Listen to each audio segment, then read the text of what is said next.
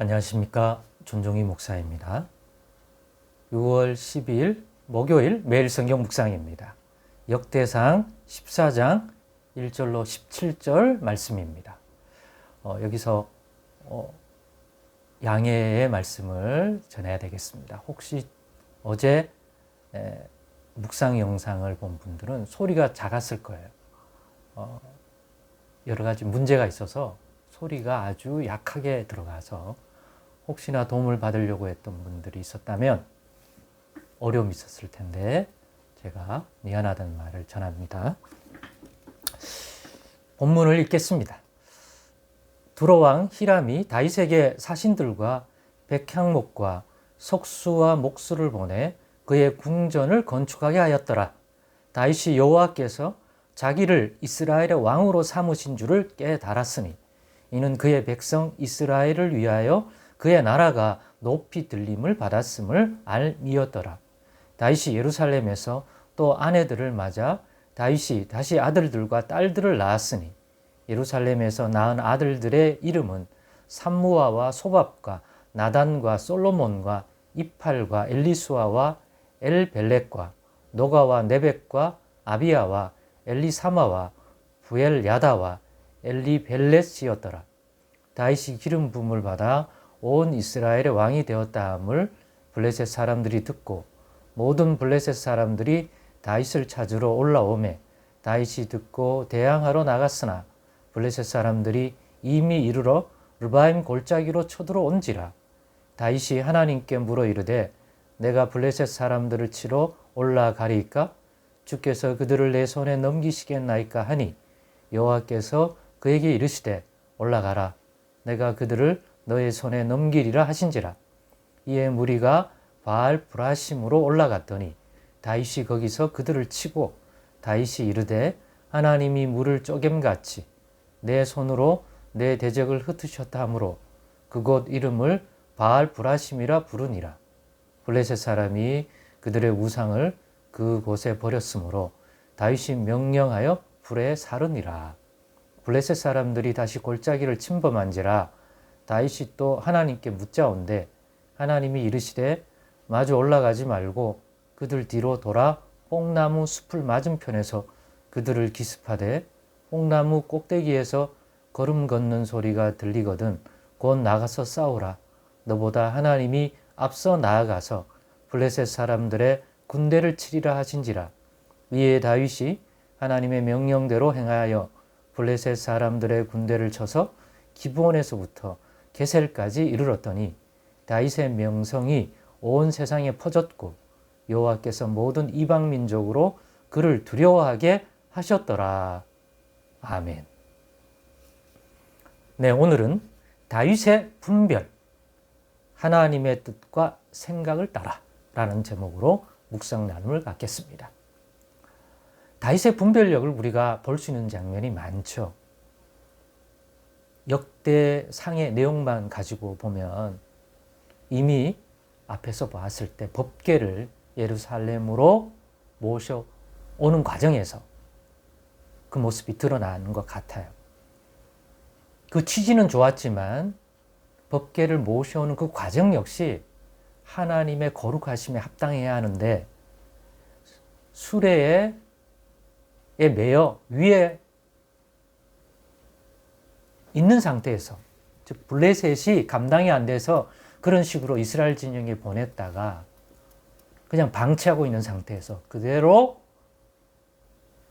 그것을 가져오려고 하니까 가까이 왔을 때 하나님의 반응이 보인 거죠. 우사가 그래서 넘어지려 했던 그 수레 위에 있던 법궤를 무의식적으로 잡아버렸죠. 그냥 어떤 물건, 이삿짐 싣고 오다가 흔들거리면 잡듯이. 일반적으로 보면 그건 자연스러운 반응이지만 하나님의 임재, 하나님의 자소가 있는 그 언약궤 법궤를 모셔오는 것은 곧 하나님을 모셔오는 거나 같은데 이삿짐 가지고 오듯이 자기 이삿짐 넘어지면 깨질까?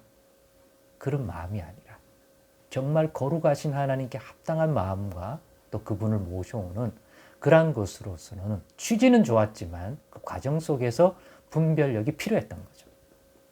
그래서 뒤늦게 그러한 우사가 죽는 것 등을 보면서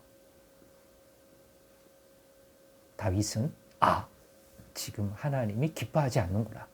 우리가 아직 준비가 안 돼 있구나. 뭔가 문제가 있구나. 그래서 두려워하여 오벳 에돔의 집에 머물게 합니다. 근데 그게 현재적으로 봤을 때는 바른 분별력이라고 하는 것들을 나타내는 사인이 있죠.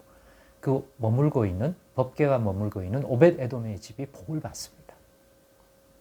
그래, 나 여기 머물러 있을게 라는 느낌을 주지 않습니까?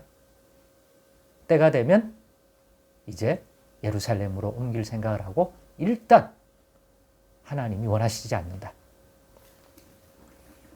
왜 그러신지 깨달을 때까지는 일단은 다윗은 하나님의 반응을 읽었습니다. 하나님의 뜻과 생각을 따라 결국 행하는 다윗이죠. 사실은 그런 중심은 이미 앞에서도 많아요. 왕이 되기 전에 사울 왕에게 쫓길 때도 그런 장면을 보게 됩니다. 인간적인 생각과 다른 사람의 여론이 있지만 다윗 중심에 있는 하나님을 경외하는 마음에서 나오는 어떤 분별력 때문에 또 다시 판단하게 되는 것들 말입니다. 하나님이 정말 기뻐할까?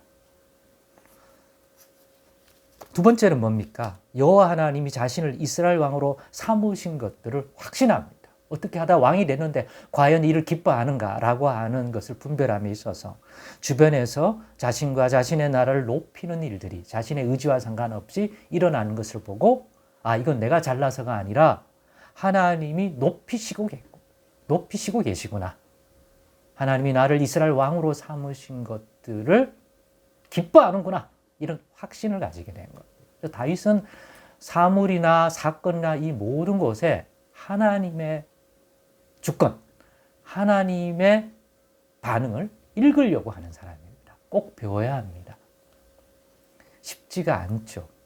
자아도취되고 보이는 것만을 반응하다 보면 무심코 행하는 행동들이 있는데 다윗은 항상 하나님 중심에서 무언가를 분별하려고 하는 것들이 탁월한 사람인 걸 알 수가 있습니다. 이거 쉬운 거 아닙니다.